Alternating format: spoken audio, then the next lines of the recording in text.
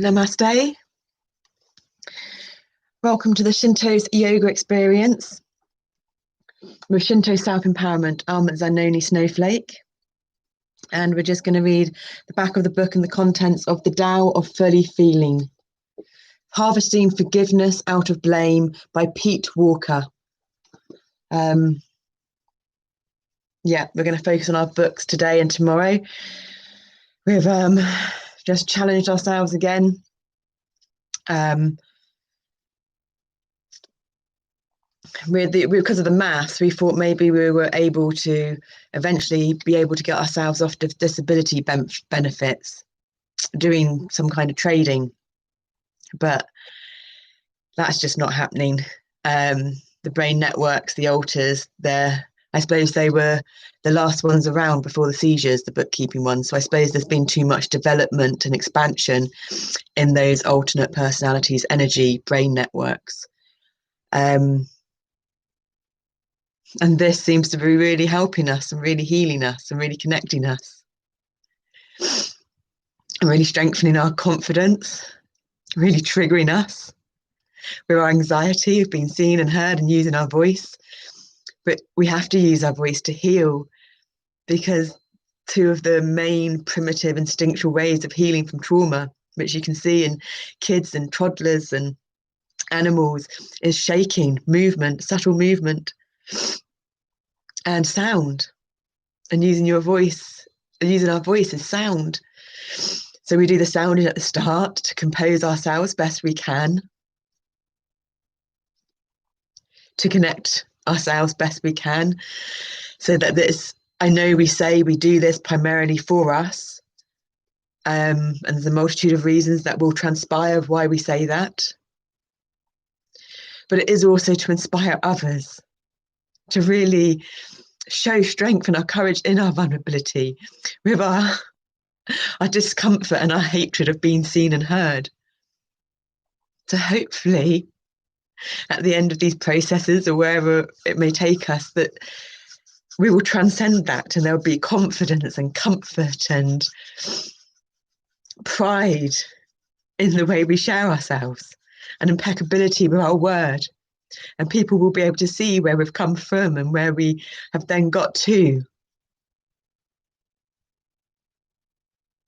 So there is always, even though we say it's for us, everyone else's highest good involved.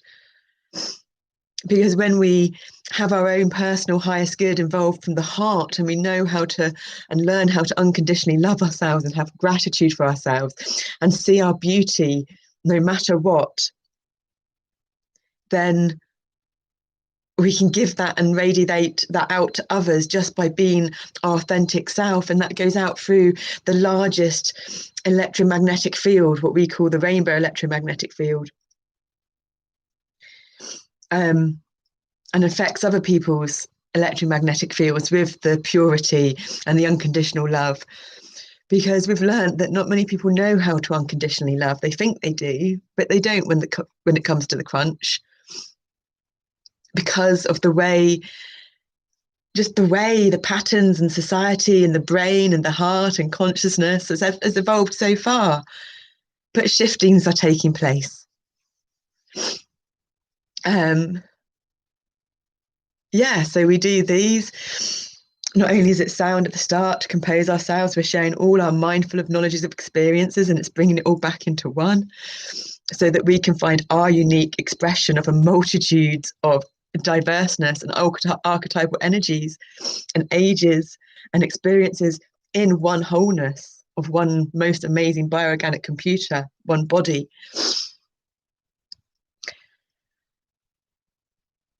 It's just developing our speech, our language skills, our vocabulary basis, so much. So yeah, we booked ourselves on a call because we've been doing this 7-day YouTube challenge for YouTube creators, which we're highly nervous and anxious about, because whenever we interact with other people, it's not like this. We go straight into the younger alters, and that's hugely uncomfortable and embarrassing. Although we're getting better at it, we open the door now to doormen. We open the door to delivery men, and we've actually made phone calls to the people we need to for the benefits, the disability benefits, PIP and ESA, and the housing benefits. So this will be a first call that isn't an essential, but it is an essential for our future if we want to get off disability benefits, which we do.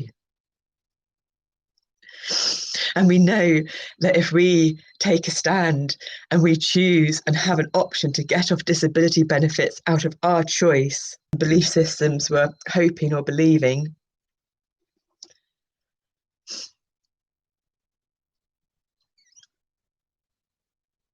so we need to find a way. And of course, the way tends to be the ones that you fear most, isn't it? But we've finished the fear book. We've been meditating on this. We've looked at our bank statements. We've asked Gaia. There's a trend reversal on the physical 1 o'clock. We still don't know what they mean yet, but we'll find out. You get trend reversals on the emotional, spiritual, and the physical. All we relate it to is when you get the trend reversal on the stocks. But maybe it is related to that. Who knows? But we can't go there yet. So yeah, the trading will come into place down the line. We've got our courses that we got really cheap. I mean, we got them.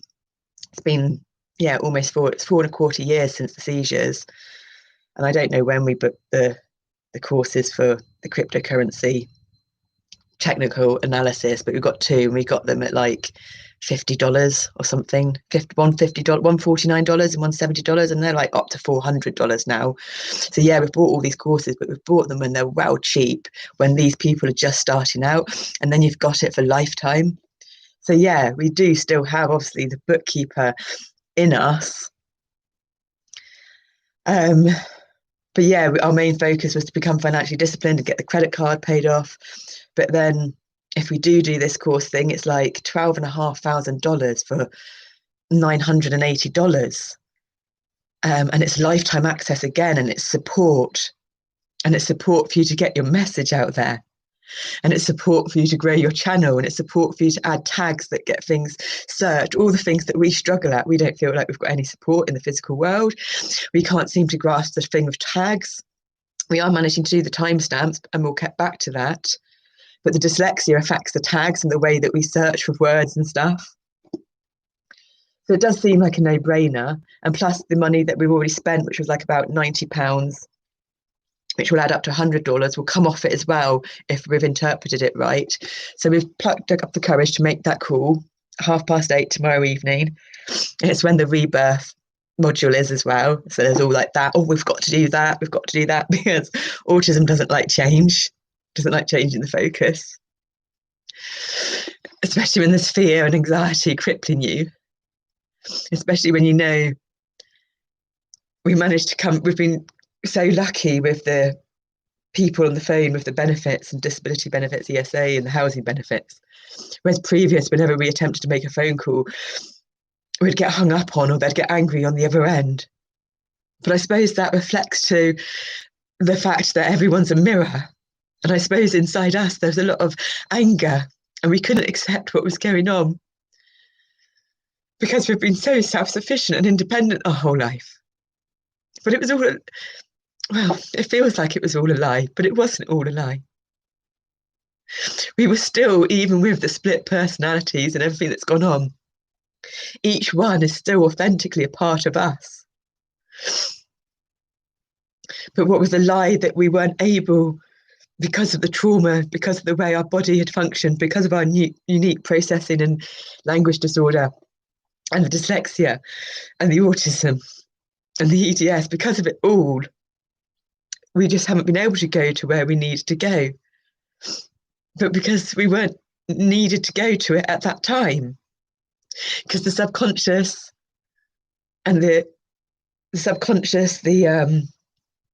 subatomic energies in the body, the energetic flow, it's not the physical, the subatomic, the atomics, the physical, along with consciousness in nature, consciousness expression through Mother Earth, consciousness expression through the cosmos, through each individual expression, whether it be a phone, a laptop, a book, living, not living, organic, inorganic. And the way the energies then, I think people call it divine timing. We're really managing time for expansion. Good, because we're tensing up.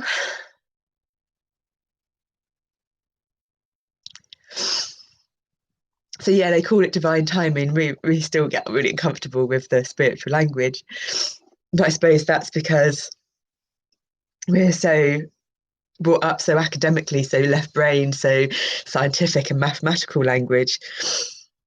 But then that would be another bridge of ours that we produce, which would be a language basis that accommodates the spiritual with the academic left and right brain hemispheres, because there is still a barrier there, just like there's a barrier between cultures and races and colours and ages and disabilities and vulnerabilities and blah.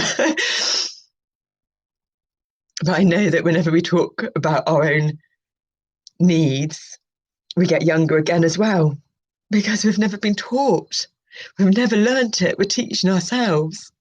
So those parts of the brain that understand the feelings and talking about that bit are so stunted in their brain growth. Like if trauma happens to a plant, it stops growing and it has to recuperate and repair and recharge and replenish and restore, and wherever the words are. I think it just came out of a lot of our night shift at Sainsbury's when we were 18 words there, when we were with shelf replenisher, night shift shelf stacker. I've done a lot of night shift work.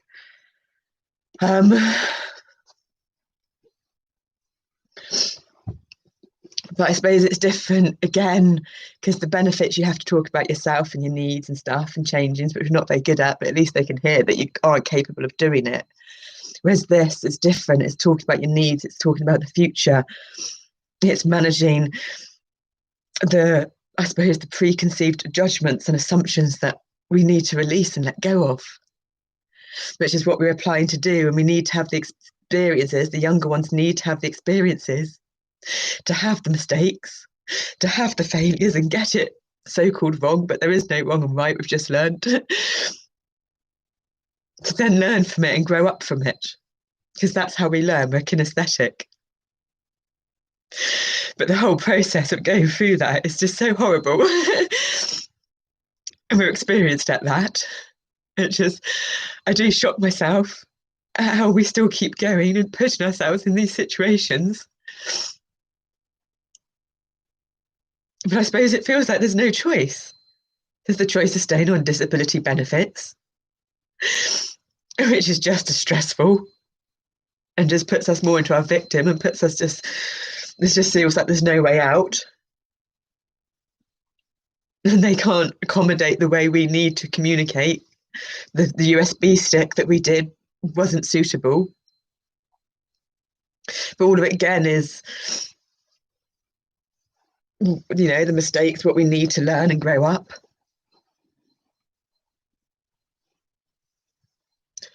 So yeah, we'll do the phone call tomorrow. I think we've just blurbed a lot on the email request form for it. And we haven't produced much, but we have produced the extra bit of information that says welcome to the Shinto yoga experience with a full few bullet points, which is our aims and what we're currently doing. I know it's still not really clear, but we've put that now at the top. So you've got our video, which they created in the psych ward, about us sharing our unique story in the only way we know how, which is through reading the books of knowledge that we are learning from, which is becoming so much clearer to us.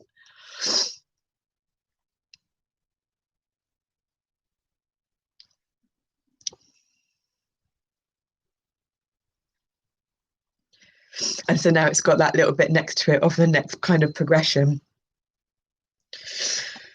So hopefully, hopefully these people, they seem to come across as really family orientated and really true and heartfelt, which is so hard sometimes to feel and then hard to see, because you have so much stuff out there that's selling you things that aren't real.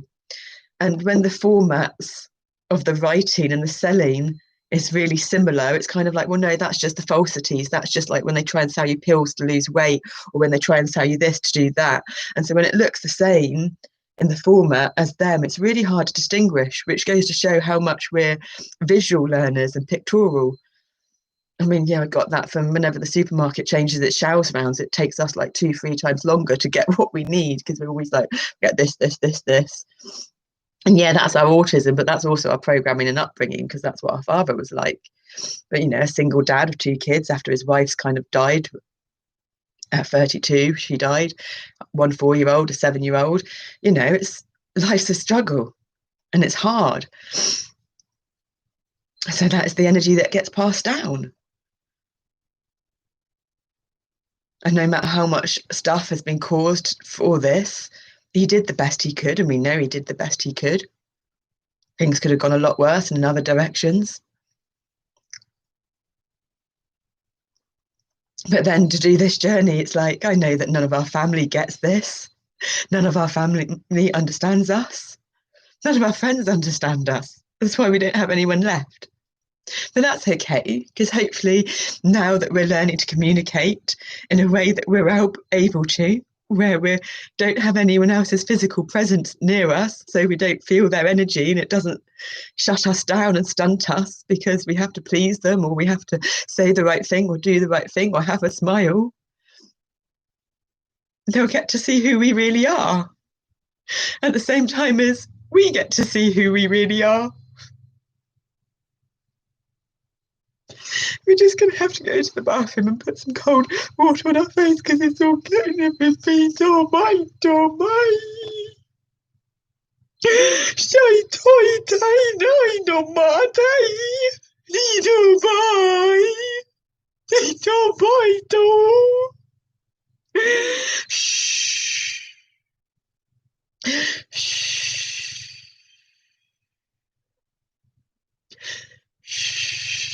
I know, Pai.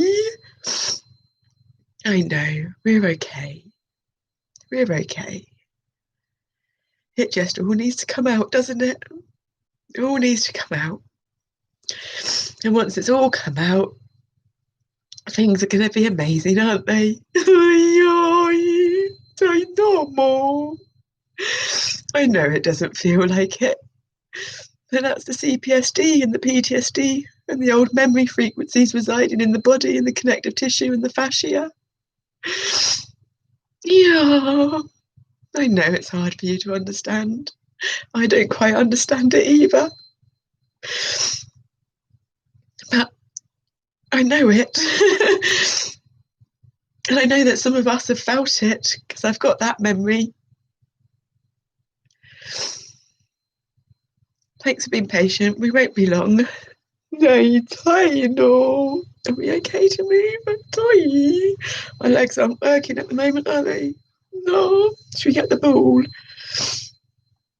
We take this out of under our legs. Tight enough. And then we can reach the ball without stretching too much. And we can bend over that, okay?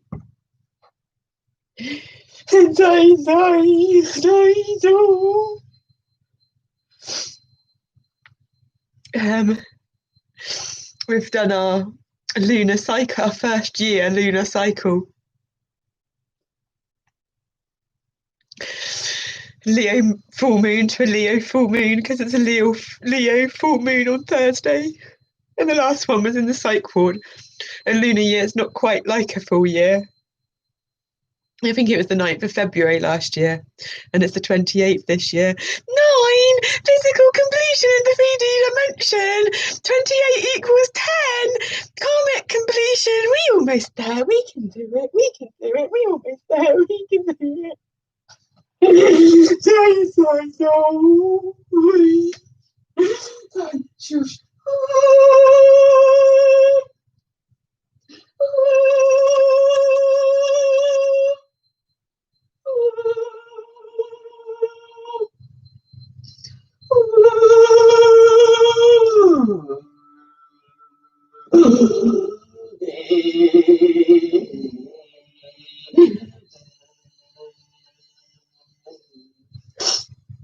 Tai tai to pa, tai to, si no, pa pai ti, ta tai ta.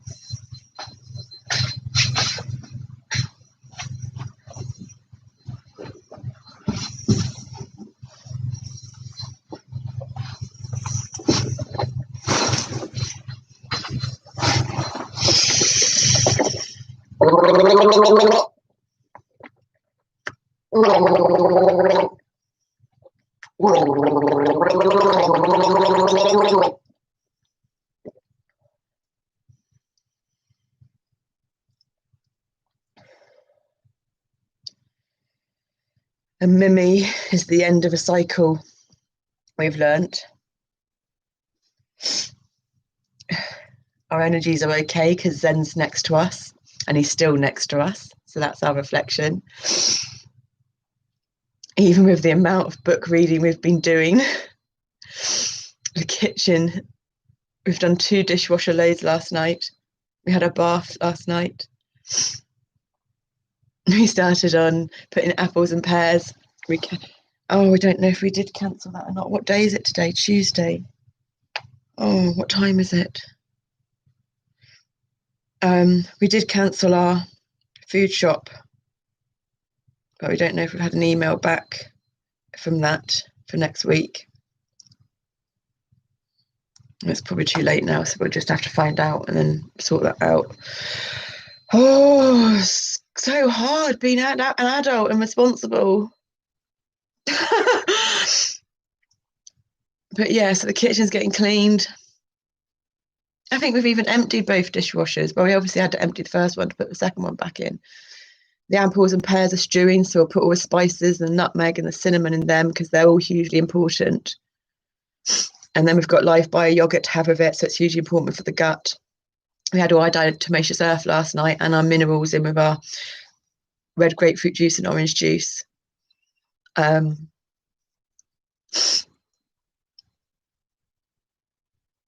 that helps bring one down. We learned that from mushrooms. If you're on mushrooms or acid and you're having a bad trip, not that we ever had any bad trips really like that, you eat an orange.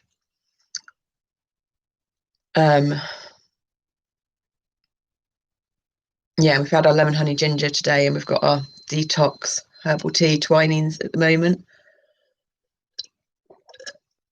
So, you know, obviously what we're doing at the moment is in agreement with a lot of our alters, and they obviously like doing this because the kitchen would, because they have control of the body, so the stuff in the kitchen around the house doesn't get done if they're not in agreement. So I really have to like listen to them.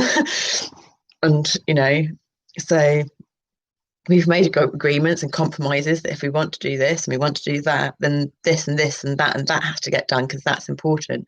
And we even washed our hands with soap after the toilet then. It was just like, whoa, this is fab. Because it's about being easy. It's not about forcing ourselves to do anything anymore, because we've been forcing ourselves to do stuff our whole life. And when you've got a job and you're going out in public and seeing people, you do stuff, you know, you clean your teeth so your breath doesn't smell and you don't affect other people or their judgments or their assumptions, and you keep clean so you don't smell. Not that I knew any of that, but after the seizures and the pain, and then how physically painful it is to clean the teeth, and, you know, you can't even do things because you can't have a shower because your legs collapse. You get dizzy or you faint, you know, you're in the kitchen, next thing you know, you're on the floor in the corner. It's like, where am I? What's going on? And you like process it back, and last thing you remember is that you're stretching your arm up to kind of get something, and obviously the pressure and the tubes and the body and the pots, and you fainted. And of course we don't approach anyone and we can't tell anyone, and if you have done in the past and it just doesn't work and it causes more re-traumatization, so it's like we do it on our own. But we've had the stories, we've read the experiences, we've got the knowledge, we've got everything to know that we can do it on our own, and we can, you know, the bodies have most amazing innate healing possibilities, and it's all about belief systems. So gargling helps stimulate the vagus nerve. So when someone's experiencing a lot of trauma, your right vagus nerve, the fight, flight, freeze, is on overdrive, and you can only be on overdrive so long. Like our muscles, we learned this years ago, you know, our thigh muscle wouldn't work. So we'd have like at least 4 other muscles to do the job of the thigh muscle, the front thigh muscle.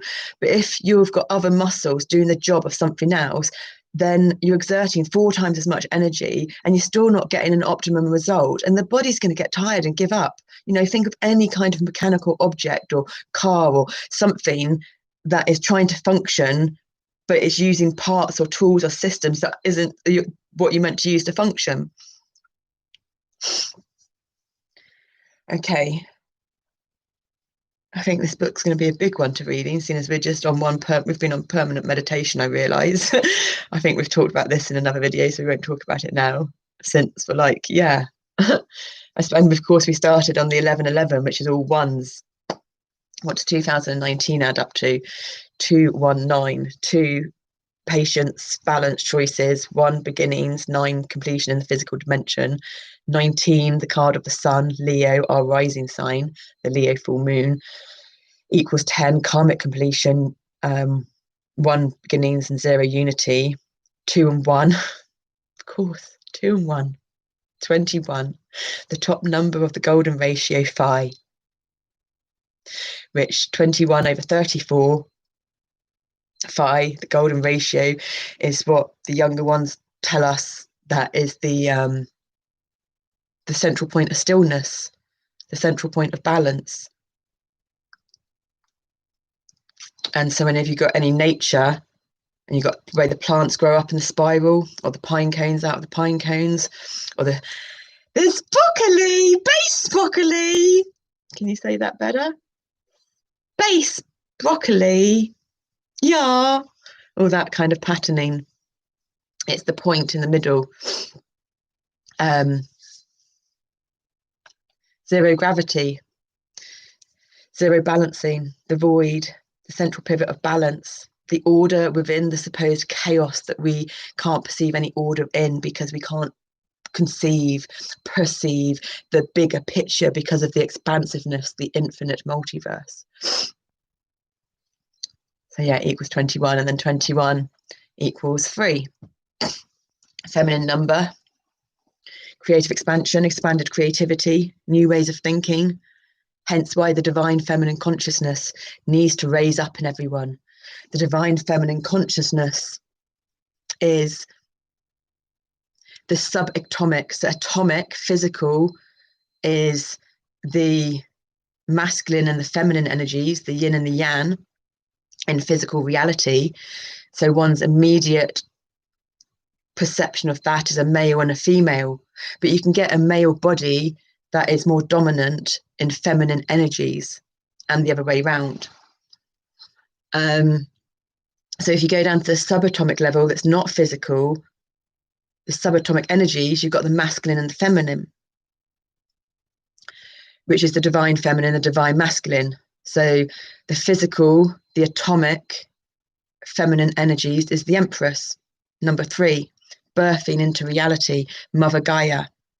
Because all of these words and language are just different definitions of the most fundamental frequencies of the function of life. And the Emperor, number 4, structure, foundation, stability, perseverance. What we're most dominant at the moment in consciousness and society, collective consciousness in society. Hence why we need to step away from the masculine way of doing things, the masculine way of thinking in a part.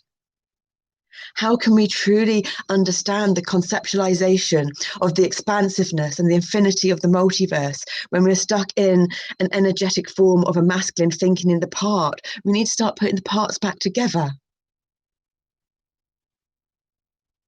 And that's what we're doing in ourselves first, because it starts from within first. And then you've got the divine masculine energies. Number 5.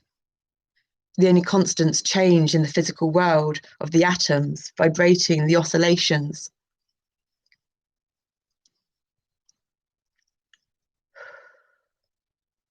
And that's what brings freedom.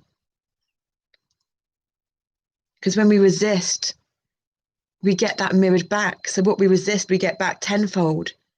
But when we learn to ebb and flow with the energies, and that's changing, we're constantly changing, we're constantly evolving, we're constantly involving, we're constantly transforming, transcending. That brings the change. And then we haven't got this book. I think it's another expensive one. But we've been reading out Urban Shaman, and it's Tom Brown. It's one of Tom Brown's books. And they were on about it the other day, weren't they? I still don't know which way around it goes.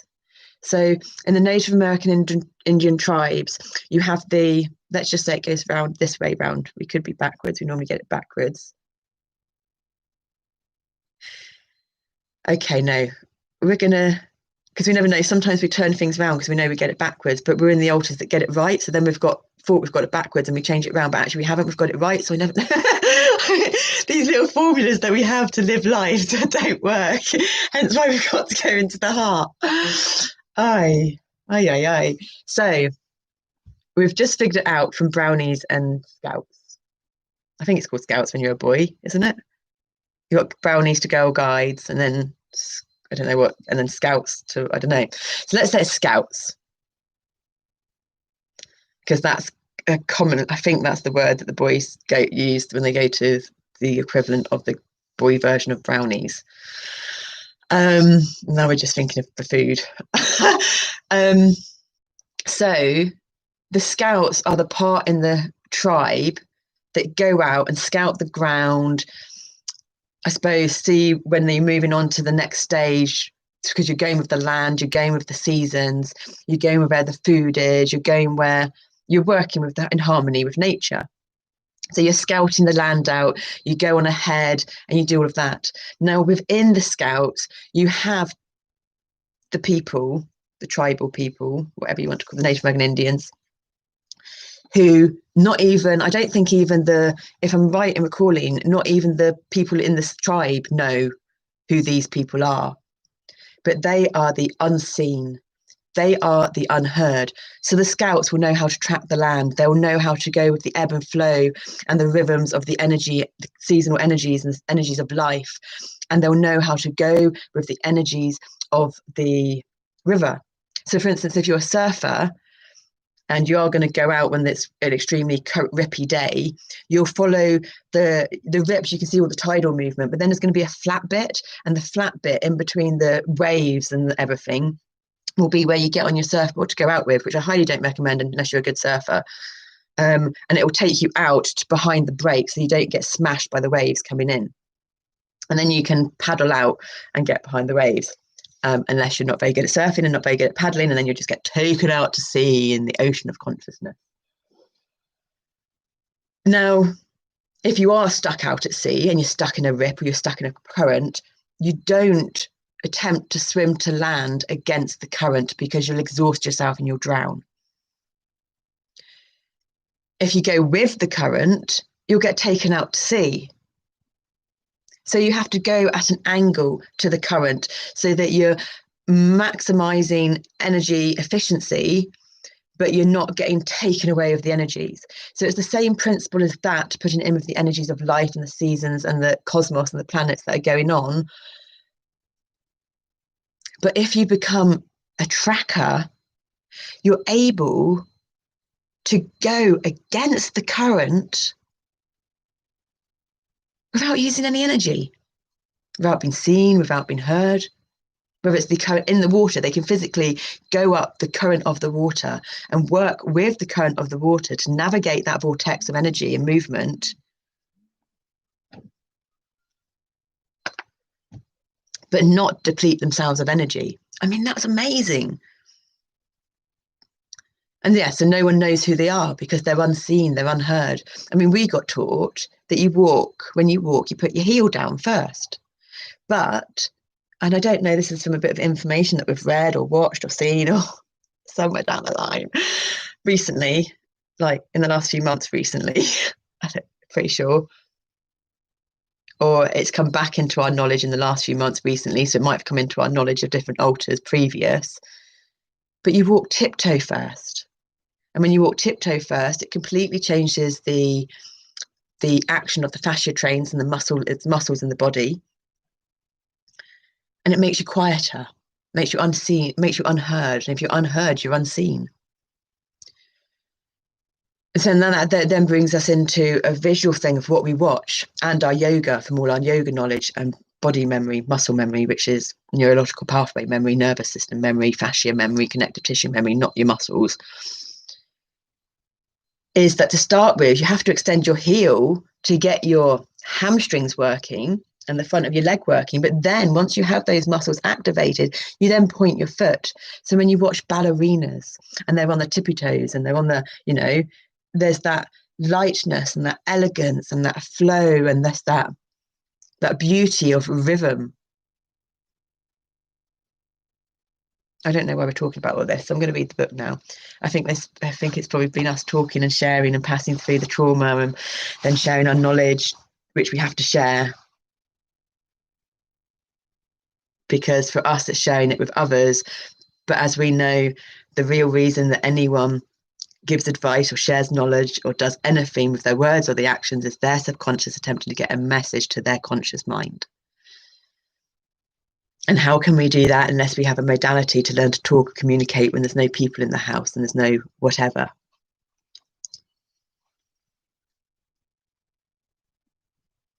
And when you've experienced trauma and you have to keep going through all these experiences and they're horrific, one doesn't want to fully feel.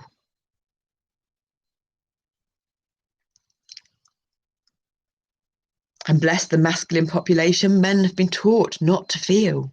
It's weak to be vulnerable.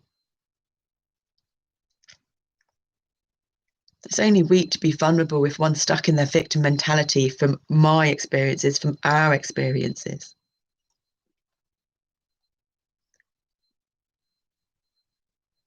But how does one transcend or pass through that victim mentality? Unless first they go into it and embrace it a little bit, which is what we've had to do. But how hard is it when you start going into, because you have to go into an energy, an archetypal energy situation first, to understand it, to then get out. But how many people then get stuck down the rabbit holes or stuck in the victim mentality or rah-de-rah-de-rah? Which is no wonder and no blame when we've got the systems and the paperwork and everything that's going on at the moment. All they do, where awareness goes, energy goes. So when suddenly you have seizures and you have to go on benefits because you can't work anymore, and then you've got to fill out all the forms and focus all your energy and all the bad things in your life and all the pain and all that's wrong. And then you have to go into all that pain and all that's wrong more.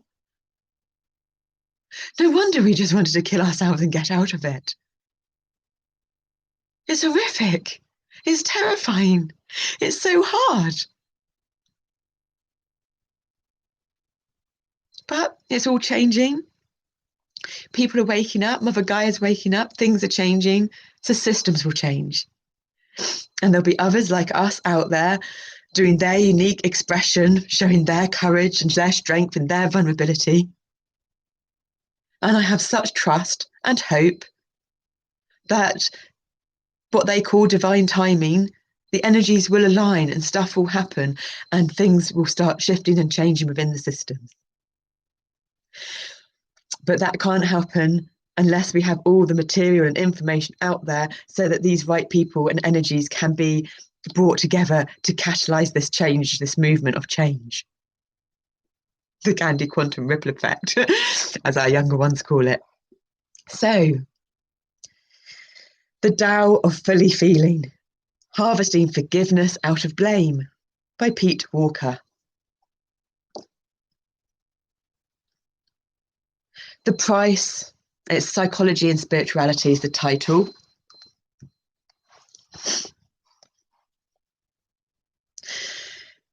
The price of emotional renunciation is a constant, wasteful expenditure of energy. See, our subconscious must have known that this is what was going to be said, because isn't that kind of what we've just been talking about? And I haven't read any of this first because we don't do that, because that's using up wasted energy, isn't it? We don't have energy to waste. But I know we have read it before because there's the page has been turned over. You know when you turn over the corner of the page? Oh, the power of the subconscious mind just gets, at least it's like making us smile again. You get, God, you watchers are just going to get taken on an emotional journey if you know how to connect to your hearts. Part of us wants to apologize, but then parts of us like, no. The price of emotional renunciation is a constant, wasteful expenditure of energy that leaves us depressed and taciturn, imprisoned in the apathy and ennui of the seen that, been there, done that syndrome. When we surrender and soften to our feelings, we reconnect with our inborn vitality and with the invaluable instinct and intuition that our feelings naturally carry. The Tao of fully feeling describes the middle ground, middle earth, lower earth, upper earth, the trunk of the tree. Shh. The Tao of fully feeling describes the middle ground of emotional aliveness and lies between emotional deadness and emotional explosiveness. Yeah, we know that one all too well. I think we need to have a drink. Aye, aye, aye. We welcome the Four of Swords rest that's on its way. It helps us to soften and relax into our feelings without exiling them or enshrining them. It guides us to be emotionally expressive in benign, intimacy, enhancing ways. The Tao of fully feeling teaches us to respond to our painful and potentially disruptive feelings in healthy ways. It illustrates the enriching aspects of the so-called negative emotions and helps us achieve the emotional flexibility whereby sadness easily mellows into solace, anger unfolds into laughter, fear evolves into excitement, and blame gives way to forgiveness.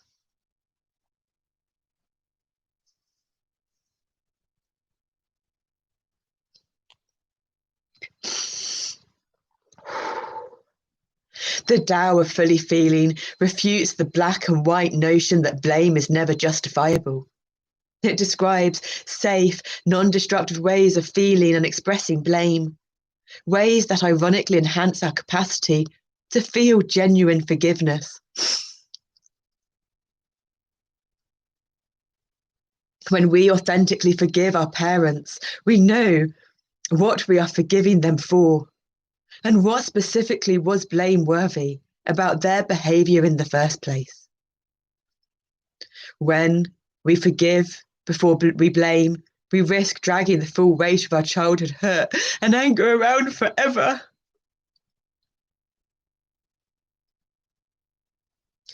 We have verbally expressed to our father forgiveness over the phone. I think we've done it in person, although I don't quite remember that. I've just got a feeling of that. And we've also done it through his sister-in-law. But obviously not all of us have, because not all of us have had the capacity to, because the conscious eyes aren't aware of all the subconscious.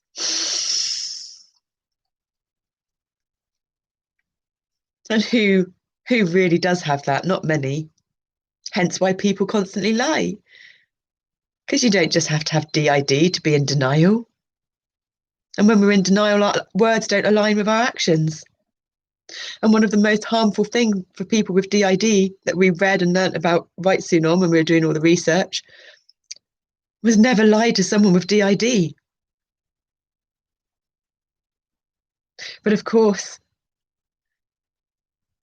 we've got such beautiful gifts of such hypersensitivity and hyper-awareness and a gift of really feeling the inner world of others. Because we've been on this exploration of self and understanding from such a young age. We were taught awareness at a very young age.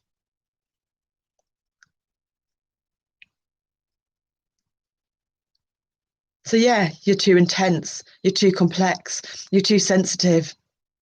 Yeah, maybe we are. But that's our beauty and that's our gift and that's our uniqueness. And that's what we're offering the world. To see it from the other perspective. When we forgive before we blame, we risk dragging the full weight of our childhood hurt and anger around forever. Like an exhausted backpacker. We know that too well. God, you should see the amount of stuff we used to travel with when we were a backpacker.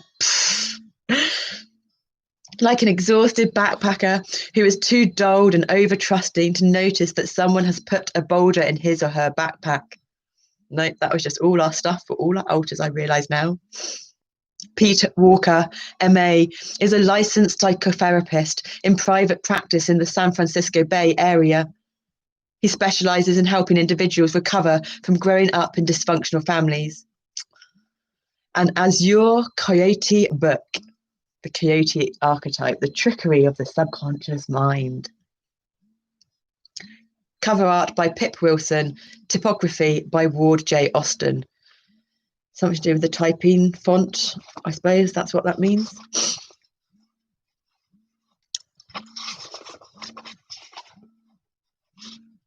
This is a second edition, 2015. To my best friend, Sat Ferren, who was like a mother to me. To Jim Dow, Walt Whitman in a brick, B-U-I-C-K. We like him. He's the poet that Guy reads on Notebook, isn't he? That's a beautiful romantic story. My most significant father figure. To my sisters, Pat, Diane, and Sharon, whose love helped keep my heart alive in childhood. I first have to fully thank my soul sister, my ex-stepsister, and my uncle, who's the ex-priest.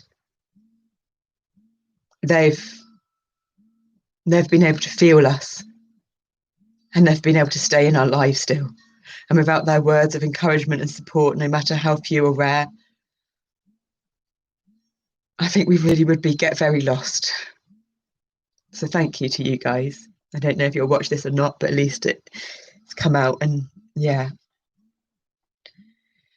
I see there is no prison except that which I construct to protect myself from feeling my pain. Sheldon Kopp. And from Christina Baldwin. To be able to invite pain to join in my experience and not have to control my life to avoid pain is such a freedom. Acknowledgements. Contents. Acknowledgements. Terms. Introduction. 1. The importance of recovering the whole emotional nature. Halting the flight from feelings. Harvesting forgiveness out of blame.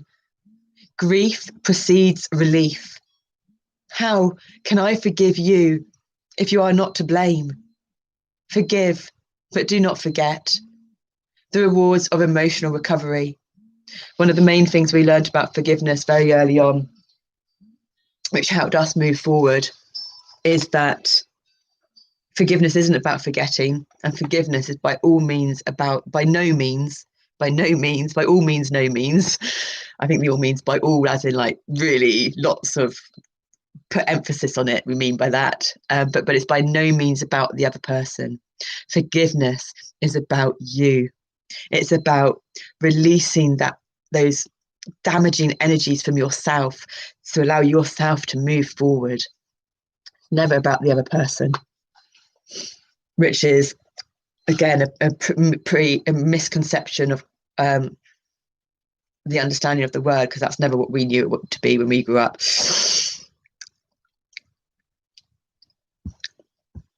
But then we got taught it was always about the other. 2, forgiveness as denial. Denial masks self-abuse. Premature forgiveness and guilt. Premature forgiveness and the loss of human rights. False forgiveness and perfectionism. Denial about perfectionism. Perfectionism kills self-esteem. As phoniness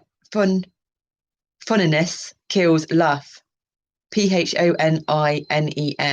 So phoniness. Oh, phoniness. Yeah, we know that word. So with our dyslexia, we can know words, but if we've not seen it written down, we won't know that that's the word. But with F-O-N, it's kind of like phone, nurse, and then E rather than I or I. Phoniness. Phoniness. Yeah. Whereas phone, E-ness. Boy, it's mental. It's only because of all these reading of these contents and the backs of the books and those English teaching books. It's amazing. I love this hypno learning and the power of the subconscious mind and hypno healing. It makes life so easy. We keep having having to calm the mind down because, oh my God, we've got so many effing books to read, and how are we going to do all that, and how are we going to do this? It's like, just remember, we don't need to question how. Just remember, we don't need to do this. And then we just get these moments of insight and clarity. And it's just like, oh, phew, wow. Perfectionism kills self-esteem as phoniness kills love. There is no perfect Mr. Mrs. Right. Idiot savants of the emotional kind. 3. The Tao of fully feeling. Fundamental dynamics of the emotional nature. Holism. Polarity. That's holism starting with H. So it's like whole, as in a hole in the ground, I think starts with H. No, hole in the ground starts with H. We meant to say W then, but hole in the ground does start with H, even though we meant to say W. Oh my word. But whole, as in the whole of an apple, starts with W. So this starts with W, as in holism, because we relate it to holy, and holy starts with a H, which is like a hole in the ground, which is kind of religious, which kind of empties you rather than fills you up, doesn't it? Polarity, which is the good part of duality, where you need the duality of both together to bring the polarity in to make the whole with the WH. Understanding polarity helps us deal with nominal loneliness. Ambivalence and splitting. I thought that said spelling then. Ambivalence and splitting. Ambivalence and spirituality. Calm down. Flow. Slow down into flow. 4. The gifts of grieving. Grieving and reclaiming the losses of childhood.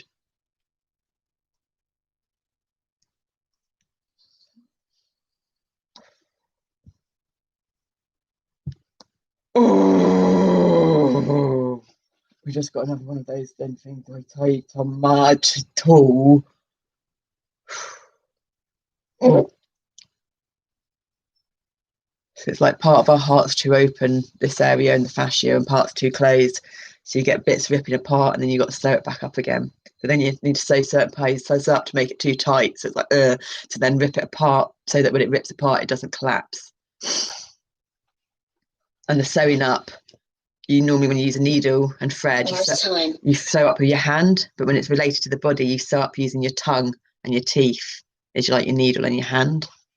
We'll get clearer, honestly. We're going to produce some amazing stuff. And I know people say don't share because people steal your ideas, but I mean, I don't think anyone can steal our ideas because it's like there's so many of us and we've taken it to such a deep level.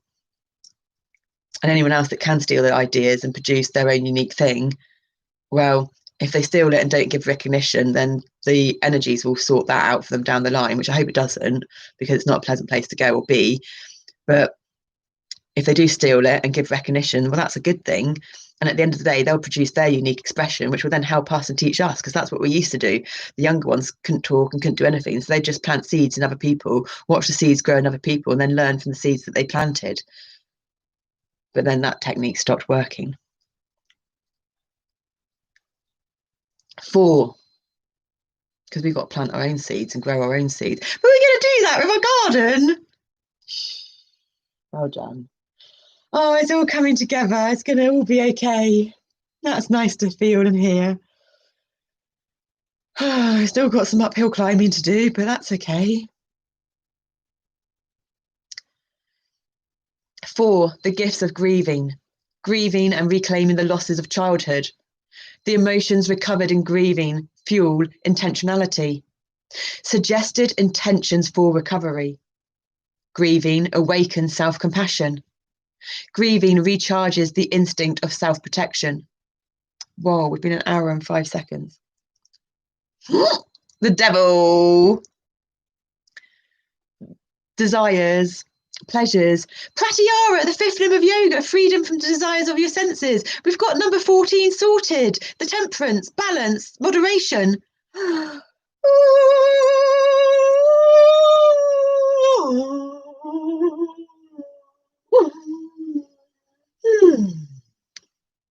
Yippee! Suggested intentions for recovery. Grieving awakens self-compassion. Grieving recharges the instinct of self-protection. Grieving soothes emotional flashbacks. The dysfunctional family as a war zone. Grieving decreases somatization. We've got the book, The Body Remembers, on our Shinto self-empowerment page of somatic Memory in the Physiological Body. It's not quite worded like that, but it's called The Body Remembers. It's a really good book. Fabulous for therapists. The lady that we got the thoracic ring approach done to us through the NHS, which was very rare, recommended that book for us and was reading it, but she said it was quite complicated. We quite enjoy it, to be fair, but we're kind of good with complicated. It's simple, we're not good with. Grief opens the door to and peace relief. Grieving restores the heart to love. Circumnavigating my loneliness. A guided meditation. Grieving diminishes denial and minimization. Grieving alleviates fear and shame. I've just got to check we put the slow cooker on slow and not on high heat. Be slow, body.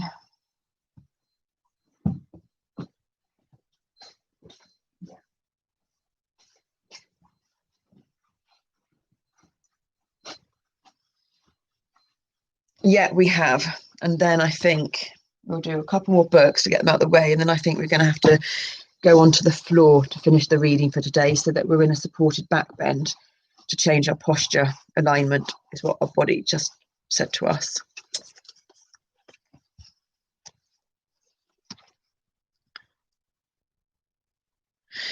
Grief. Oh, did we read all that? I don't know.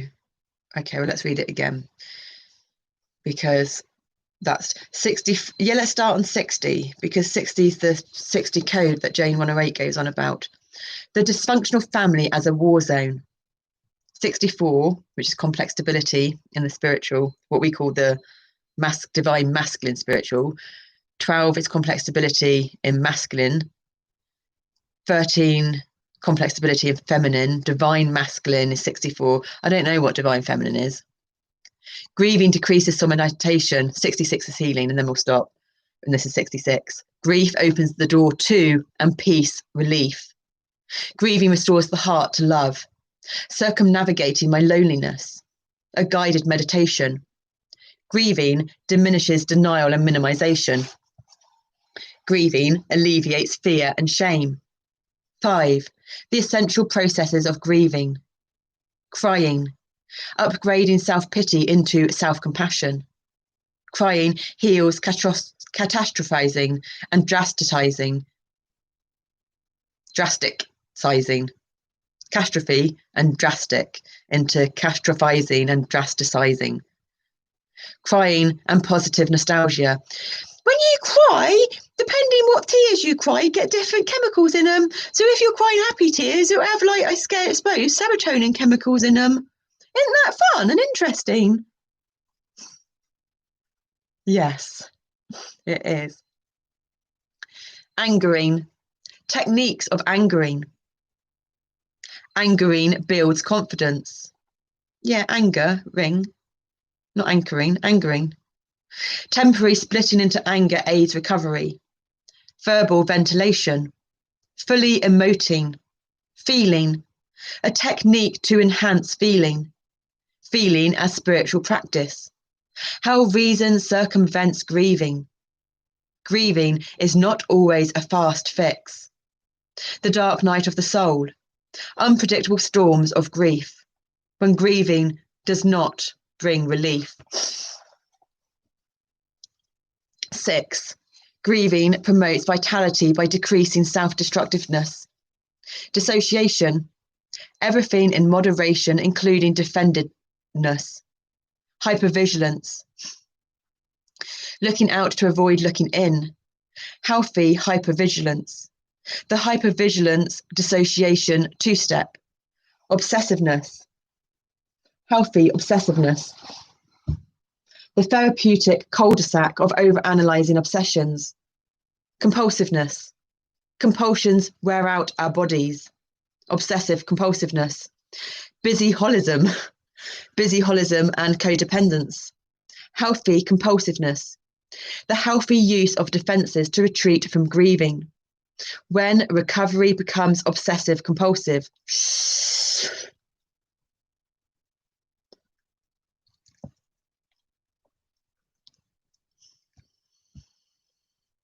7. Blame and forgiveness. Blame is not a dirty word. Learned helplessness and toxic blame.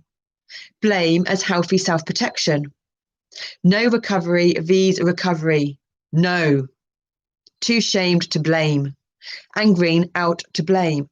Angering out the blame. Repetition, compulsion. Blame and premature forgiveness. I wonder if there's like, because they've got angering out the blame, but what if you're someone that doesn't anger and you completely internalize everything? That's what happens to us. Repetition, compulsion, blame, and premature forgiveness. The healing ambivalence of feeling both forgiveness and blame. Blame as an ongoing process. Blame and shame. The inner critical parent. Declaring war on the inner critical parent. Blaming, shame. The interplay of blame and forgiveness. 8. Fully feeling depends upon fully remembering. Constructing a detailed picture of childhood abuse and neglect. So yeah, we would have gone to the books, we would have read what we needed to read, it would have triggered us, we would have got re-traumatized, we would have dissociated into another personality and had to find our way out that personality again, or grow them up, or do whatever. And then the cycle would have repeated itself, and then it would have repeated itself between all the personalities, all the characters, round and round and round, to the perceived objective world or person, assumption, judgment of being on Groundhog Day, when really we're not. No self-belief, no self-love, no self-gratitude, no self-acceptance, no external self-belief, no belief, no external acceptance, no external anything. No wonder our alternate nervous system died. No wonder we're put in a psych ward. How many people can cope with that? And the labels and all of this. To then refuse medication, tell them what it was going to do to us, not get locked inside our brain, not give up, to get ourselves out within 2 weeks, to then do the thing that hurts most and make ourselves be abandoned even more by releasing the 2 people we had left in our life, to do it all on our own. Because we know we're the best survivor going, we know what we're capable of, but we've been limited by so much. But that's okay, because anyone that has this determination, this perseverance, this amount of unconditional love and compassion for humanity and Mother Gaia and its potential, and the knowledge. And of course, we're an Aquarius. I suppose we're claircognizance, aren't we? Well, different altars are different things. And look where we are now.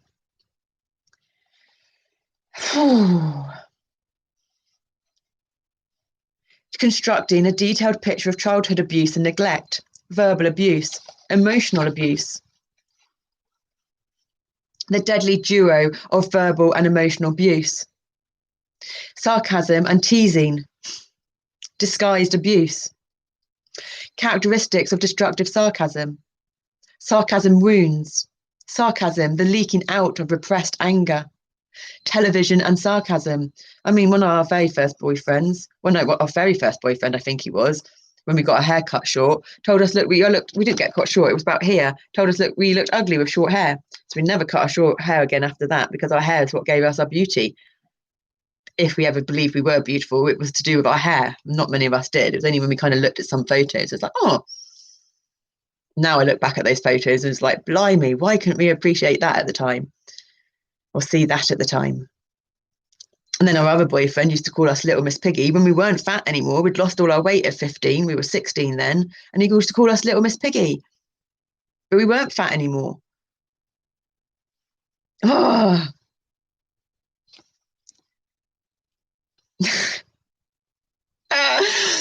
But we then saw him, I don't know, maybe 10 years ago. So like, what are we now? 40. So maybe when we were around 30, I think, maybe-ish, I don't know, maybe longer. Between when we got back in the country. So we got back in the country like when we were 27. So maybe, 27 to 30-ish between those years.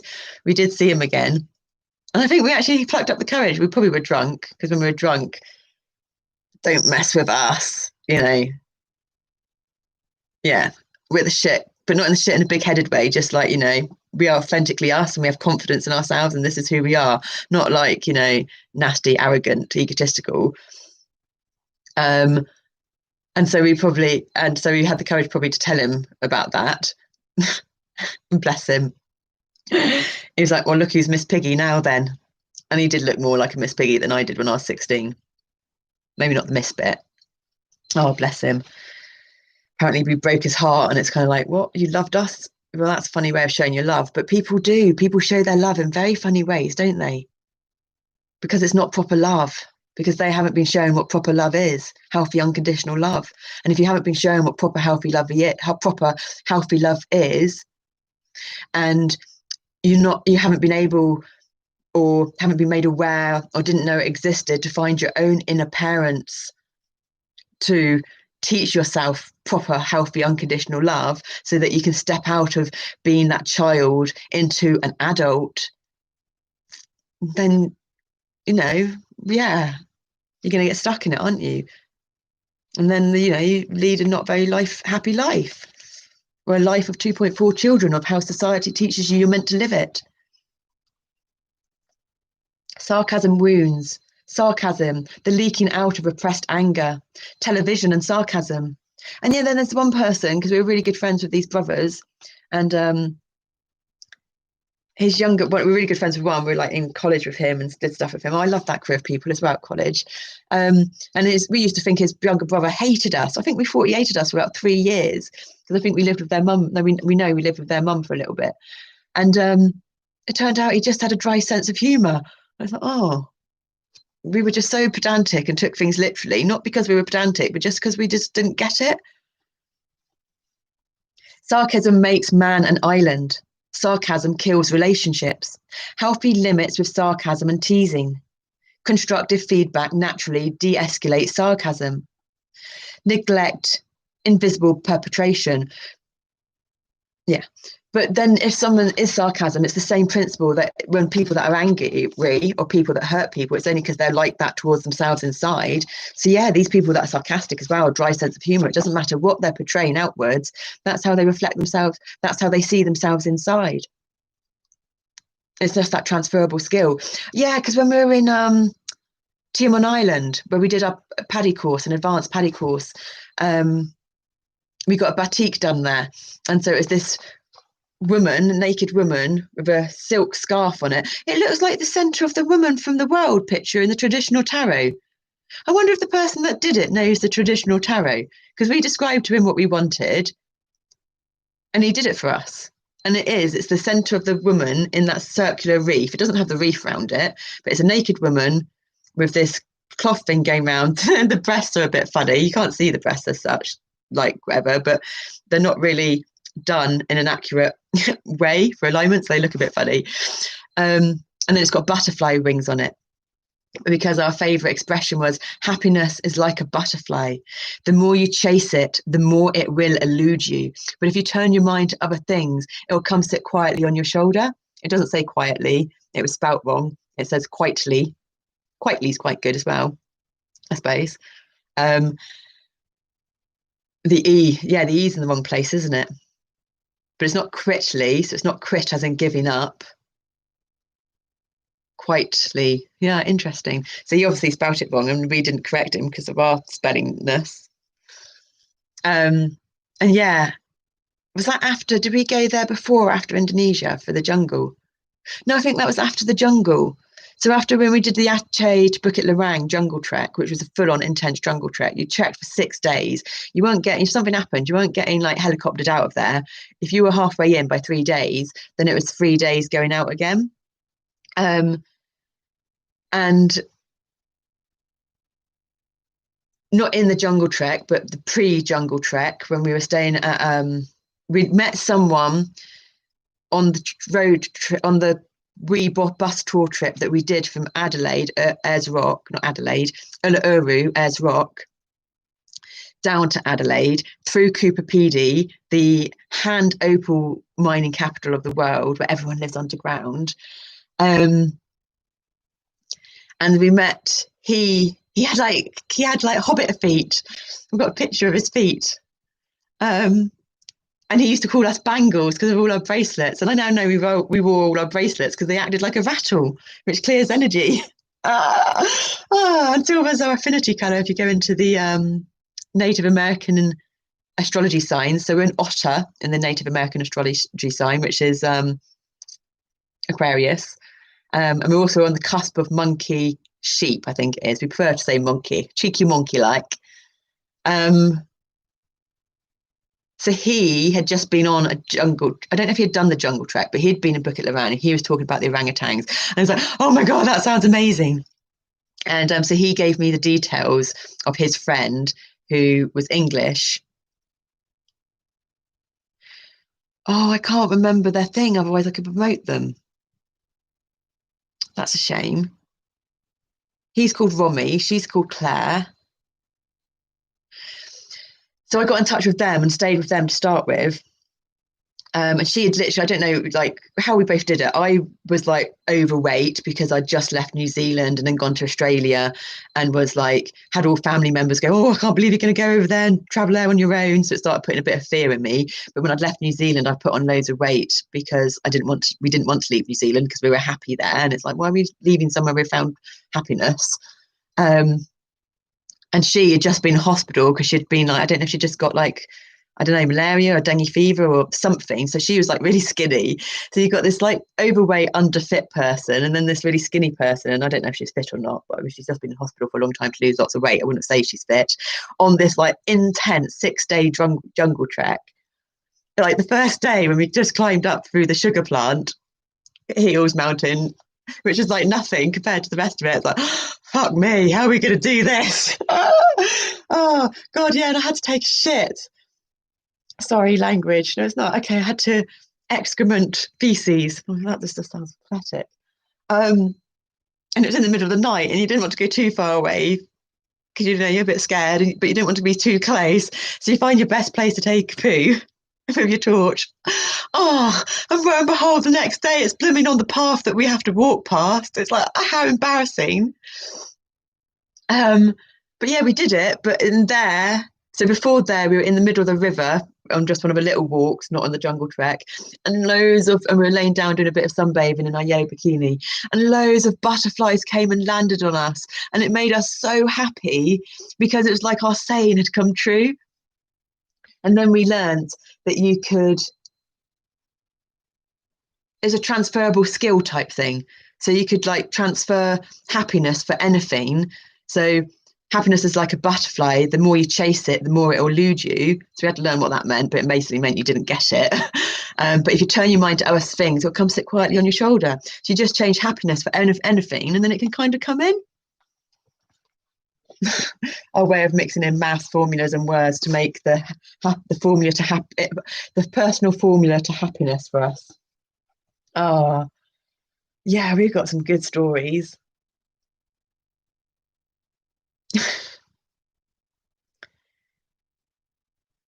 I don't know where we are now. Sarcasm makes man an island. Sarcasm kills relationships. Healthy limits with sarcasm and teasing. Constructive feedback naturally de-escalates sarcasm. Neglect, invisible perpetration. Verbal neglect, verbal nurturance, healing verbal neglect. Psychotherapy resuscitates self-expression. Emotional neglect, mirroring. Failure to thrive, healing emotional neglect.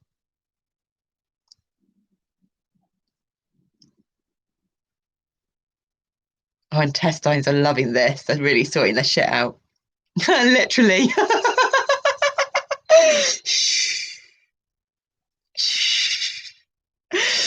Healing emotional neglect, spiritual abuse. I'm sorry, I know we shouldn't be laughing when we're reading this type of stuff, but it's good because it means it's not having an impact on us anymore like that. So please don't take it the wrong way. Spiritual neglect, healing spiritual neglect, grieving as spiritual practice. 9, self-compassionate reparenting.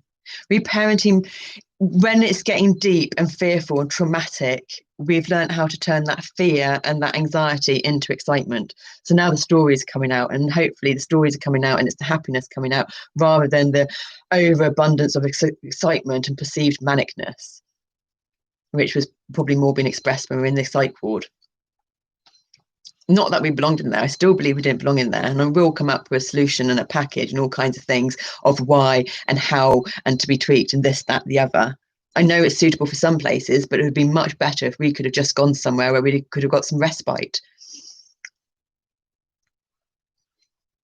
But then we would have had to been able to communicate our needs for that. But how could we communicate our needs when we couldn't even talk and we're like 2 years old or something? 9, self-compassionate reparenting. Reparenting begins with forgiving the inner child, talking to and for the inner child, self-mothering, self-fathering. 10, forgiveness and accident. I think we've read all these contents before. So we may have read bits of the book, but we've definitely read all the contents. And then we read the contents and the title, and then we navigate our way through those energies and do it our way rather than getting stuck in someone else's words and experiences. Yeah, I think that's what we've done.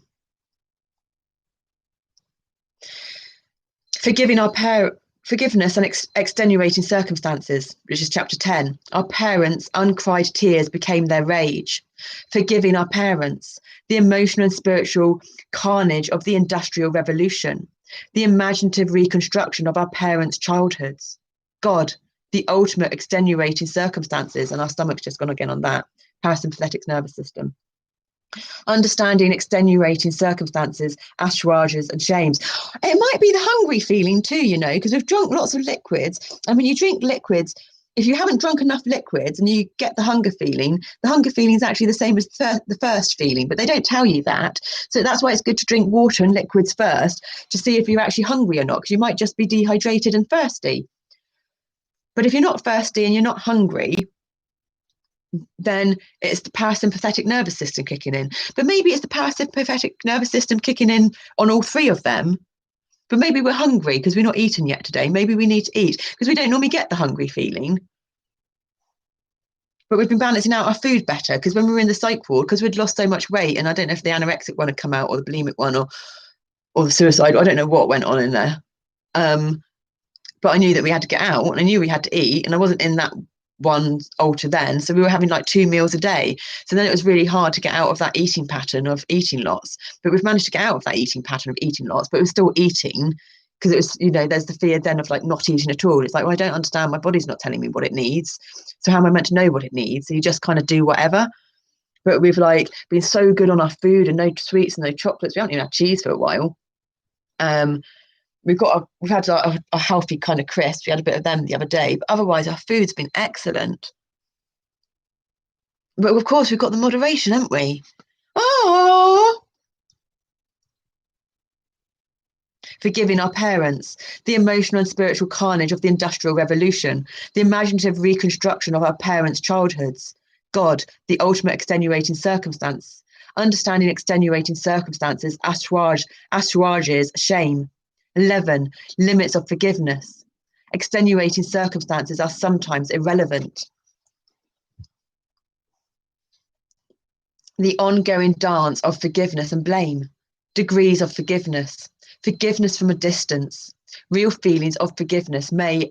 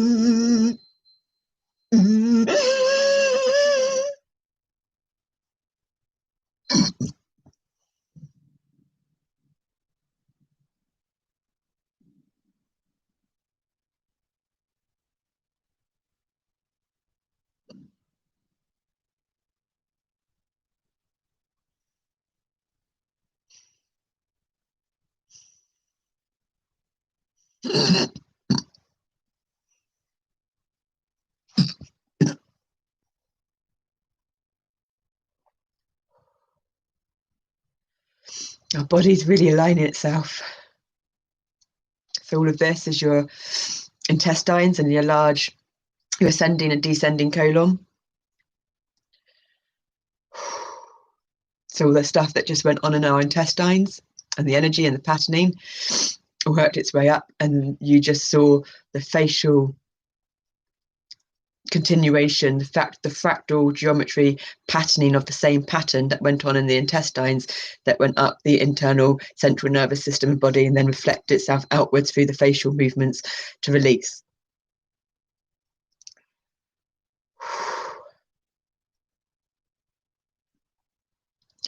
A live witness process of aligning all the bodies, physical, sexual, emotional, heart, mind, integrating, balancing the ebb and flow of contraction and expansion, and then harmonizing and joining the left and right vagus nerve.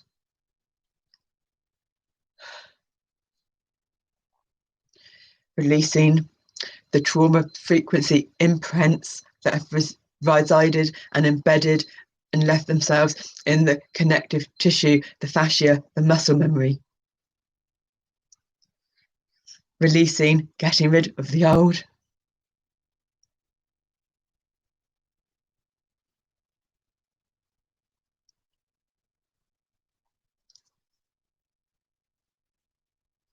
To create room and make space for the new. Because the most important elemental consciousness, before the four elements of earth, air, fire, water, is space, ether. Because without space and ether, you ain't got room for none of the rest.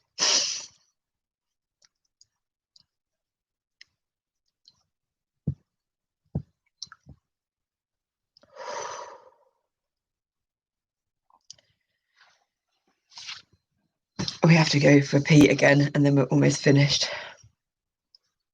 And then we can put apples and pears in. Really good, healthy fructose sugar. Stupid diets telling you not to eat fruit. Fruit's the most important to detox your body. Apologies for the facial expressions. Intensely passionate.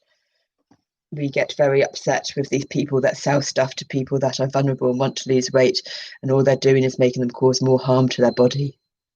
They don't know they're doing it, I don't think, but still.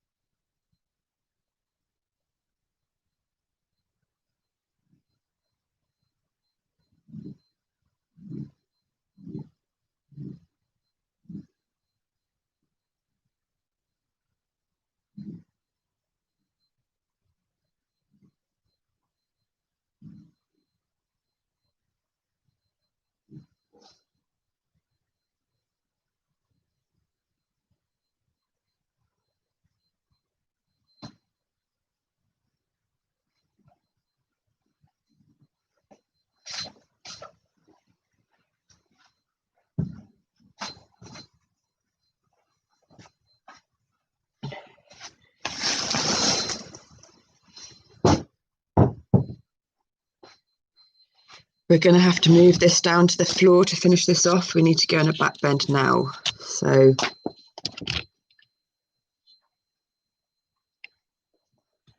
I don't think you can see, but we even got our camera out again.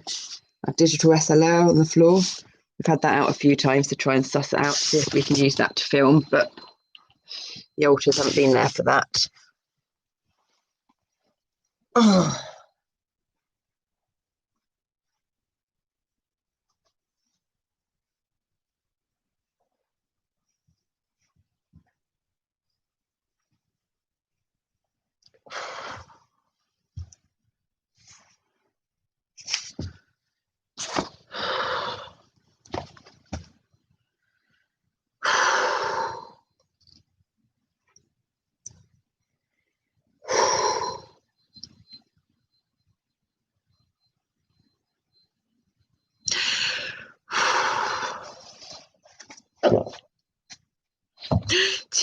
Tomo. Are we okay? Tapano. Under the pelvis. Yeah. Hip bones. Yeah.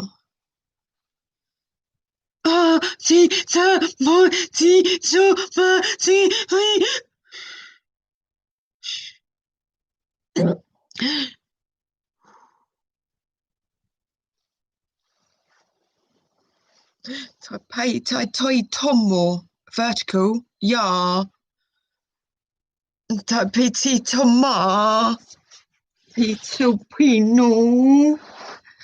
Tapiti Tomo. Clockwise, not anti-clockwise. Right arm clockwise. Okay. Okay. So come on, no. Tino.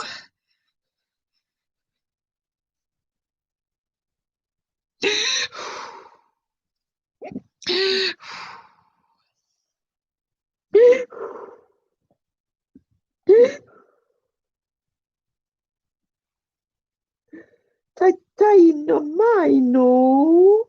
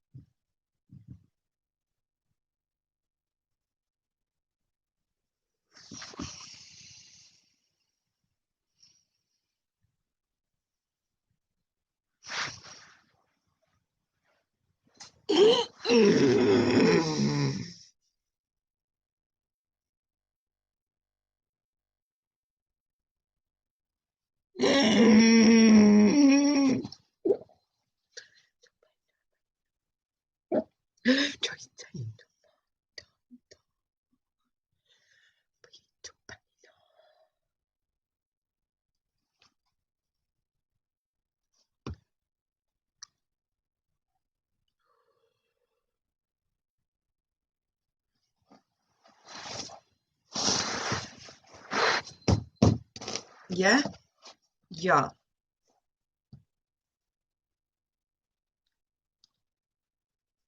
You want something for that, don't you? Yeah. It doesn't look like there's anything nearby.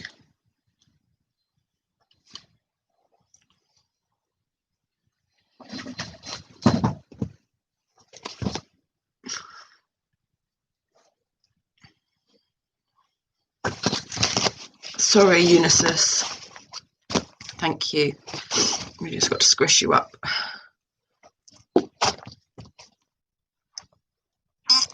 Oh. Okay. With time more. Yeah, I know, but I don't want it to look like we've got a blooming pink unicorn like under us.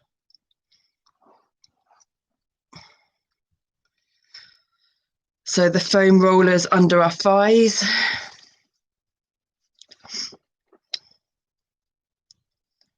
Toes on the tops of the feet. Or the tops of the toe and on the floor.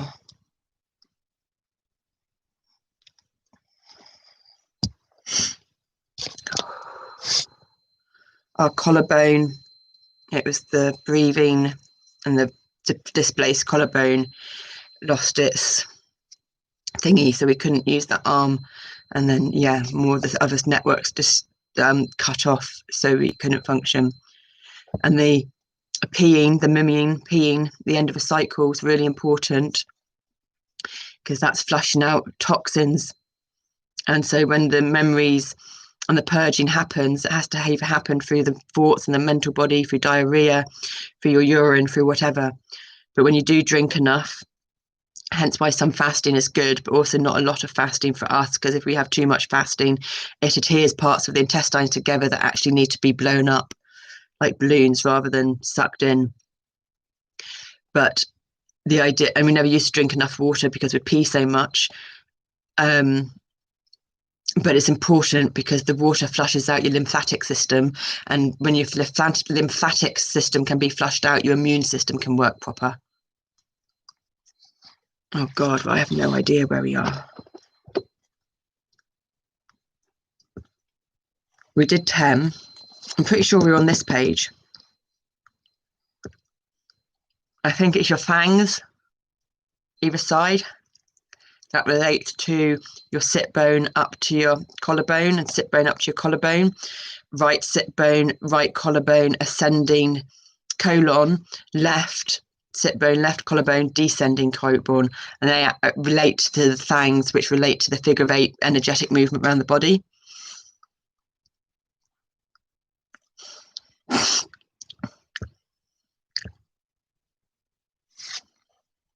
Let's just start from the top, yeah? The ongoing dance of forgiveness and blame. Degrees of forgiveness.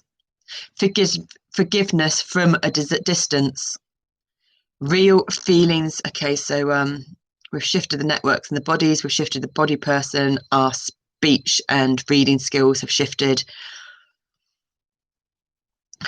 Forgiveness from a distance. Real feelings of forgiveness may recrystallize denial. What we are doing is breaking down the crystals in the body. Forgiveness can mask emotional exploitation. A personal story about forgiveness from a distance. Limiting contact with still dysfunctional parents. Forgiveness and spirituality. Why are we doing this? Because we need to witness all this so that we can learn and grow and recognize the patterns from different altars to then put the jigsaw piece puzzles together of the body and how it works and functions from all of the systems point of view, from all of the organs and the parts point of view, from the emotional body point of view, from the mind, etc. We're documenting ourselves in the only way that we know how and can, but hopefully doing it in a way that's beneficial in a lot more ways than what we're even capable of comprehending right now.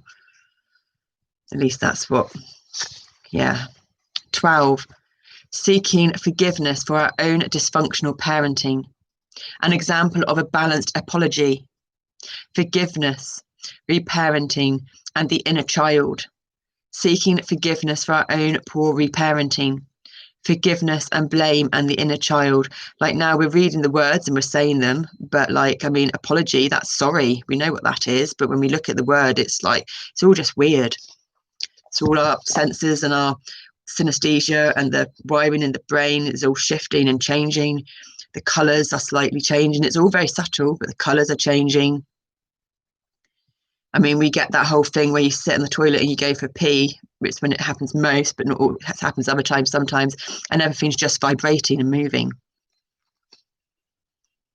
13, self-forgiveness. Self-forgiveness and the forgiveness of others. Self-forgiveness of past mistakes and die-hard habits. Self-forgiveness and entrenched self-hatred. Tell you tomorrow, I know, but not no more. We love everyone now. I know we've still got a lot to learn, but we will, okay? And we're sorry. We really are. We didn't know any better, and I know that's no excuse. And we will never mistreat you again. Self-forgiveness and existential pain. Self-forgiveness others, forgiveness, and extenuating circumstances. Mutual forgiveness, unscrambling the mix of past and present pain. 14. Authentically forgiving one's parents. Dynamic forgiveness. Forgiveness as a subset of love. Appendix A. An assessment outline of parental abuse. An assessment outline of parental abuse and neglect. Appendix B. The Human Bill of Rights of Self-Expression. Appendix C. Affirmations for reparenting the inner child. Bibliography. I think we should leave it. No! Okay, sure. Ja, det tittar mig normal. Okay, I suppose they're only short. But did I tell more? Okay.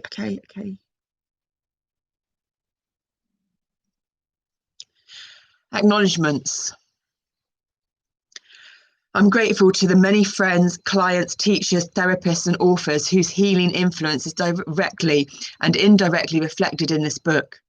I am especially lucky to have had a succession of loving, heart-centered therapists: Joe Gahar, Derek Simmons, Will Schutz, Bob Rosenbush, and Lisa Schreifer, and loving therapist friends Jude Gee, Deb Bonham, Maria Gogburn, Leah Lazar, Randy Mesriff, and Nancy Ashworth. I thank you all for your healing love and wonderful influence in helping me to reclaim the birthright of valuing my feelings and myself. Thank you also for your positive influence in my evolution as a psychotherapist. I would also like to acknowledge all the psychological and spiritual theorists whose ideas are pivotal in this book. So much comes secondhand through modern proponents of the psychological ideas of Freud and Jung, and the spiritual ideas of Buddha and Lao Tzu. The most formative of these for me have been Ken Wilber, Alice Miller, Elizabeth Kubler-Ross, Sheldon Kopp, Stephen Levine, Stephen Arroyo, Alan Watts, Will Schultz, John Bradshaw, Erwin Lallon, Brian Whitteen, Walt Whitman, and all who are included in the bibliography. I have also used numerous excerpts from Stephen Mitchell's wonderful anthology of sacred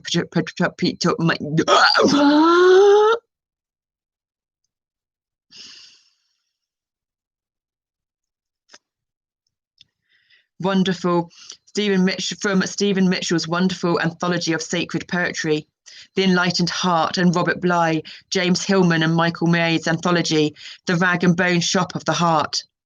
Apologies to all whose ideas I have unconsciously borrowed and not mentioned. Oh, big ups to you, man. You're awesome. You're aware, aren't you? Of course you are, to write a book like Fully Feeling. Apologies to all whose ideas I have unconsciously borrowed and not mentioned, and gratitude to God for the unique formulations that have come directly into my own consciousness. I also deeply appreciate all the adult children. All the adult children? That's us, is it? Well, we're children in an adult's body, so I guess so. They take no more. You like that, don't you? Yeah. Oh, bless you. We all recognise you and acknowledge you, okay? Yeah. Well done. You're amazing. I also deeply appreciate all the adult children of dysfunctional families, friends and clients who have shared their painful histories with me. Thank you for helping me validate my observations about the parenting crisis in our culture. Thank you for helping me validate my observations about the parenting crisis in our culture. The parenting crisis in our culture.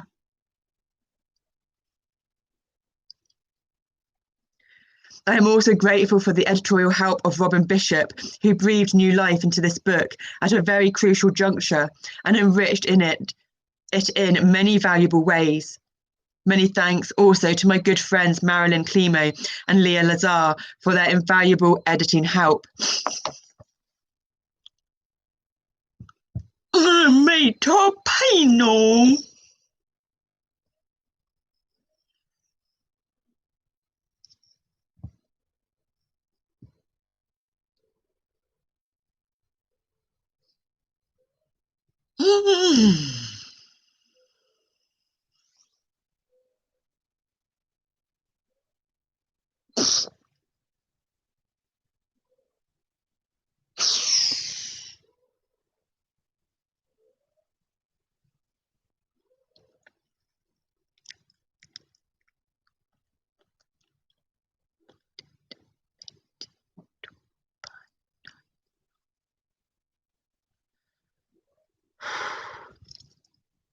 Terms. The term dysfunctional family refers to any family that damaged a child's inborn self-esteem through any constellation of verbal, spiritual, emotional, or physical abuse and neglect as defined in Appendix A and Chapter 8.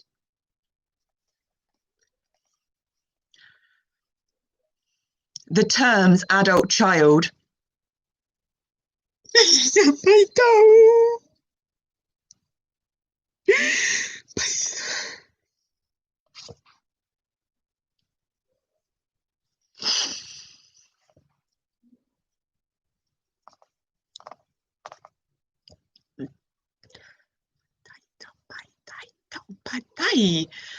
Ball Gaitama. Thank you, Ball.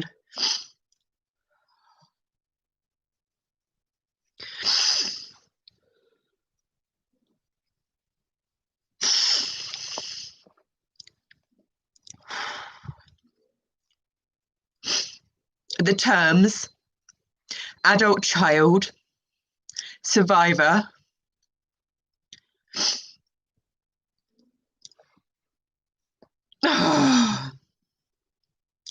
and recovery will be used interchangeably to describe any individual injured by abusive or neglectful parenting in childhood. The term adult child does not imply that adult survivors of dysfunctional families that adult survivors of dysfunctional families act childishly. It refers to the fact that they arrive in adulthood with many of their developmental needs unmet. Many adult children have yet to acquire the full emotional, relational, and self-expressive capacities of mature adults.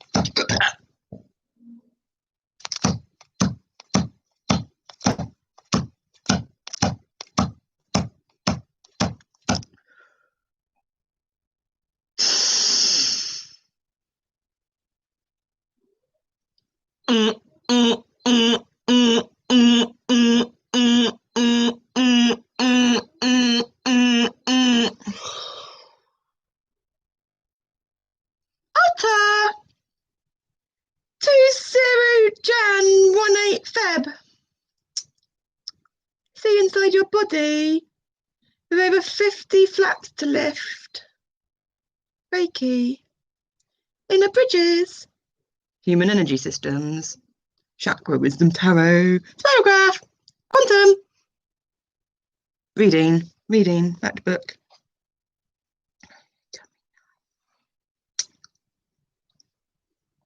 The term inner child refers to the part of the self that is developmentally arrested because important kinds of nurturing were missing in childhood.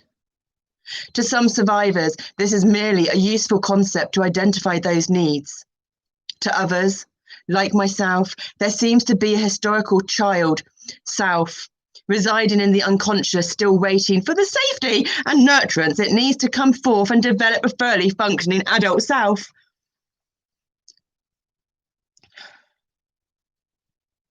Taita peito pono, taita chitopinamo, tapuchotito.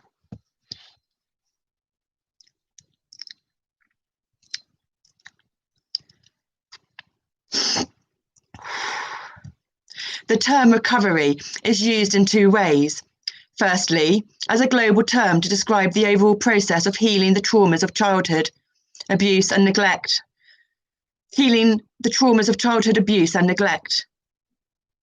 Many recoveries describe this with the phrase, "I am in recovery."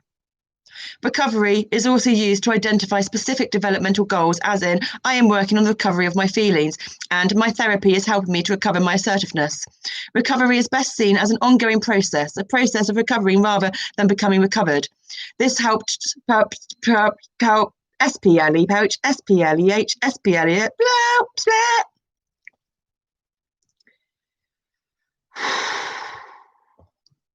This helps to avoid the pitfalls of all or none evaluating and black and white thinking that are common legacies of the dysfunctional family.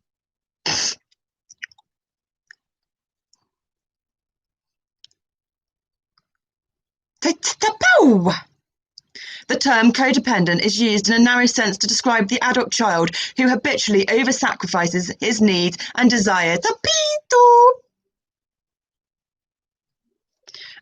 for someone else. Titama, Tito Poopai, Titampai, Tapi.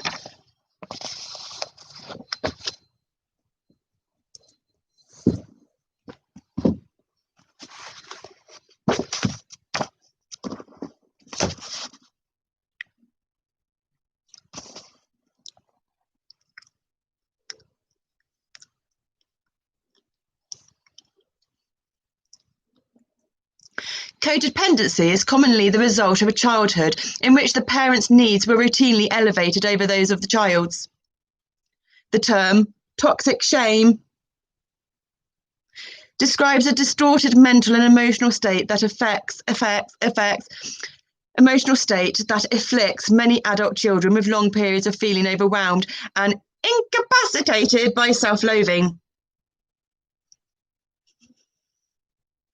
Toxic shame is the product of prolonged exposure in childhood to parental disapproval and disgust. Chapter 7 explores the irreplaceable role of blame in healing toxic shame.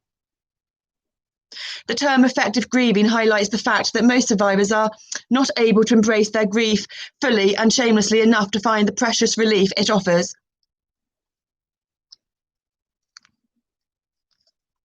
Chapter 5 explores the most common causes of failed grieving.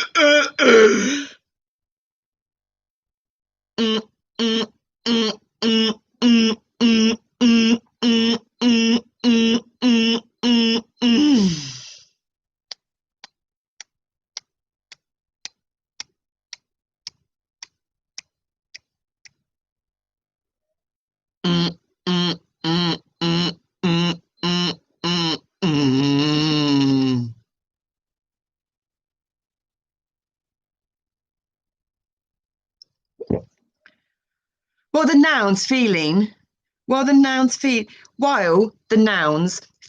and emotion are used interchangeably throughout this book, the verbs feeling and emoting are distinguished from one another.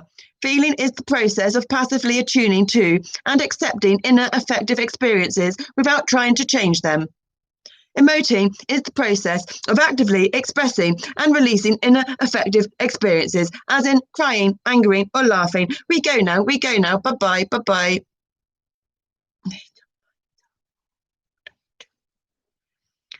We need to turn it off.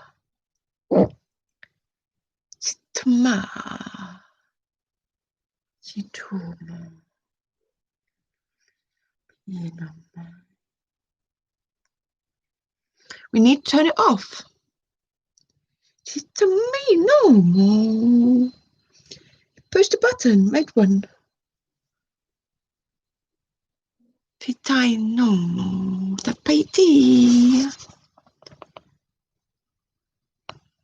Welcome to the Shinto yoga experience with Shinto self-empowerment. I am the Noni Snowflake Purcell.